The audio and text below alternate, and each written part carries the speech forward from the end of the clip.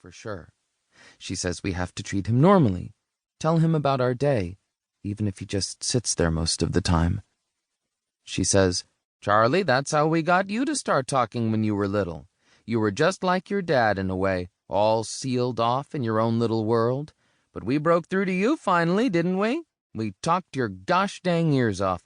We talked, and we made you do stuff, go to therapy. We wouldn't let you off the hook, so now we won't let your dad off the hook either." Off the hook is a weird expression. I imagine being a really little kid just wanting to be left alone, and there's a big fishhook holding me up by the back of my collar while I dangle, and a whole crowd of people, my family, therapists, doctors, watches me squirm. Is that how Dad feels in the hospital? Inside, where we can't tell what's going on? Is he squirming too? Dad got hurt in Afghanistan. He's not in the military, though. He's an English teacher and a part-time journalist. He was over there to do a profile on some soldiers, to write about what their life was like. But a bomb went off while he was riding around in a jeep. The doctor said Dad was really lucky because he got thrown into the air away from the explosion. Graham covered her eyes and said, "Holy Jesus," when the doctors first told us that. But I asked them more questions. I needed to picture what that moment was like, with my dad flying through the air like a bird. I tried to draw it once, how high the flames could have reached, which direction Dad flew, up high and then straight ahead into the road, they think. I drew him flying. I wish I could have drawn him a better place to land. Dad sustained a head injury. That's the word they used, sustained. It means you've had to withstand something, but it also means something is stretched out, like a note of music, just played and held constant for a long period of time. That's what it's like now, with Dad in the hospital.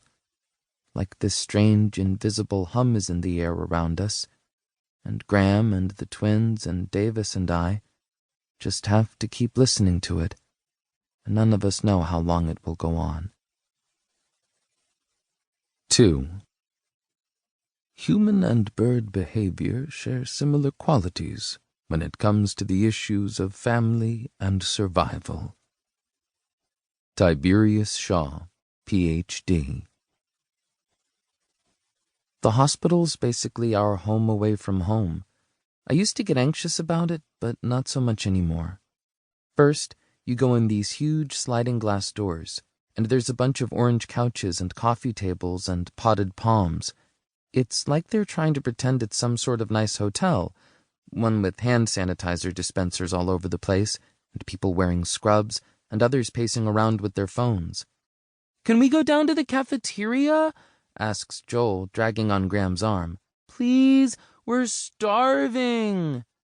Joel and Jake love the hospital cafeteria. It's called the Garden of Eden. I try to tell them it's actually pretty much the opposite, but they never listen to me. They are 10, and always squabbling and wrestling with each other. "Shush," says Graham to the twins.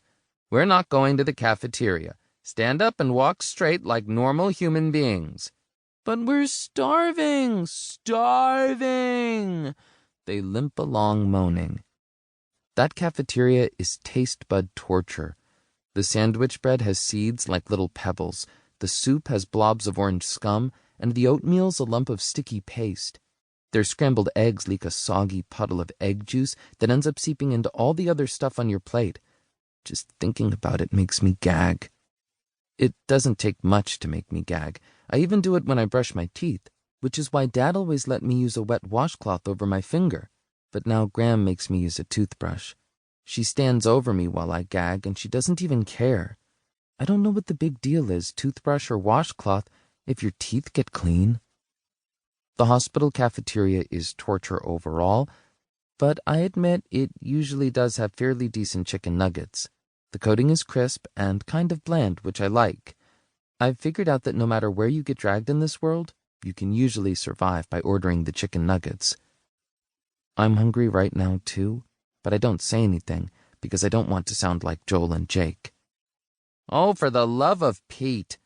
Graham is yanking Joel along the hall while he holds his stomach and wails loudly.